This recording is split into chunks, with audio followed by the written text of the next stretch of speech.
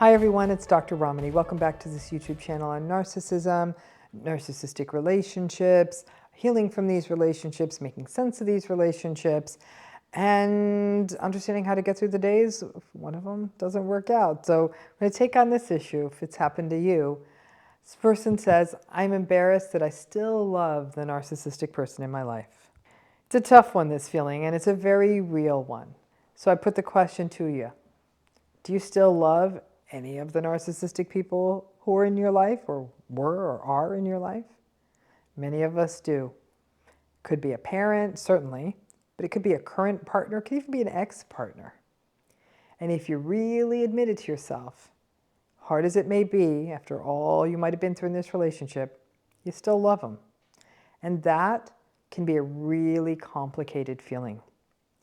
People feel so embarrassed that they still love someone who has been so harmful to them, that lots of people won't admit that this is the way they feel. They won't admit it even to themselves. They may believe it's ridiculous and that they should have their picture on the cover of the Masochist Times so that they don't want to admit that it's happening. As a therapist, I can say that a lot of folks out there need a minute to even say that they think they might still love the narcissistic person in the protected and non-judgmental space of therapy. So that really raises the question, why do we still love them? Are we still trauma bonded? Is that what it is? Is it even really love if they are narcissistic? Yeah, it's still love. You had a real experience with them. You were probably doing most of the heavy lifting in the relationship and bringing your A game. But there were, and maybe even still are, things you love. It could be anything from how you saw them, from sense of humor, to their sex, to how they played with children, your children together, to their intellect. These things were real, and you're going to impede your healing if you merely file all of this under trauma bond. Just because the narcissistic person is inauthentic and insincere doesn't mean that you have to be inauthentic and insincere to heal. You experience something real. Now, to feel strong, many folks coming out of narcissistic relationships will say, ew, God, no, I don't love them. That's gross, awful. I didn't feel anything at the end of that relationship.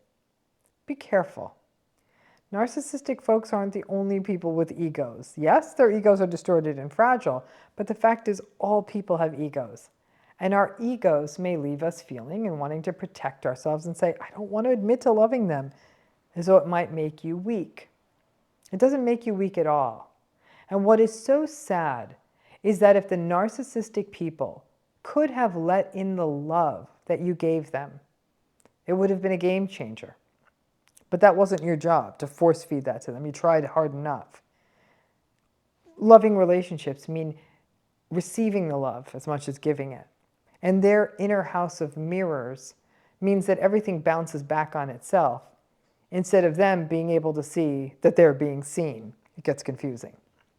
But they can't. And let's face it, you exhausted yourself for years trying to be what they wanted and to appease them and to leave them feeling loved. For them, love is a lot more about control, about being able to control the other for what feels good for them. For you, love may very well have been about a shared experience. There's really no path forward in these relationships.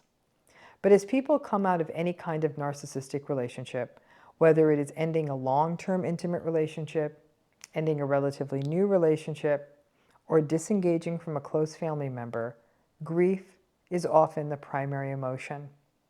There is such a sense of loss, of time lost, emotion lost, opportunity lost, yourself lost, that as it ends, you feel lost from all the loss.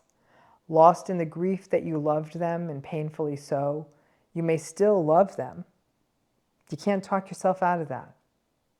But also keep in mind, loving someone doesn't mean you need to be in a relationship with them.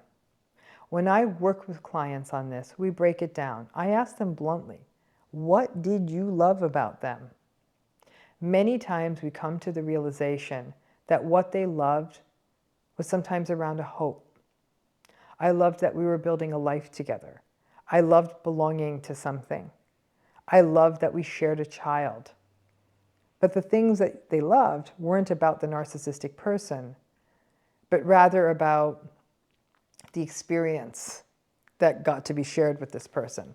That doesn't make it any easier to grieve, but it is a reminder of how complex the emotion of love is. It's complex when it's a parent. Our love for a parent is primal. It's often survival and attachment and safety based. But people do stop loving their parents.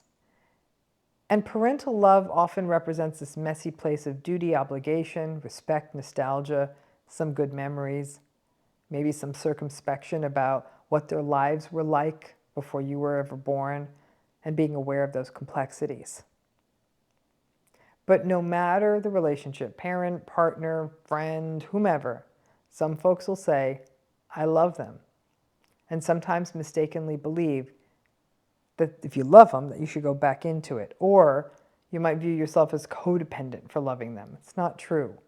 We love for such complex reasons. We love on the basis of interests, attraction, shared values, history, narratives that we write about a person and ourselves with that person, hopes, dreams. We love because someone feels familiar. We love because someone feels brand new. Narcissistic people are compelling. And when it's good, it's good. And that can feel like love. Just because what was reciprocated back to you didn't have the depth of what you gave doesn't mean that what you felt wasn't love. And none of us are switches. We can't just turn emotions on and off. Over time, that love, that embarrassing love you feel may morph into something very complex, a melancholy, a grief, a discomfort, a curiosity, or even just a memory. But never shame your feelings.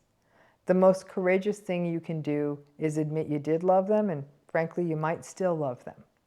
Honesty is an essential first step to all healing. And it also allows you to unpack and really delve into the meaning of what does it mean to love someone.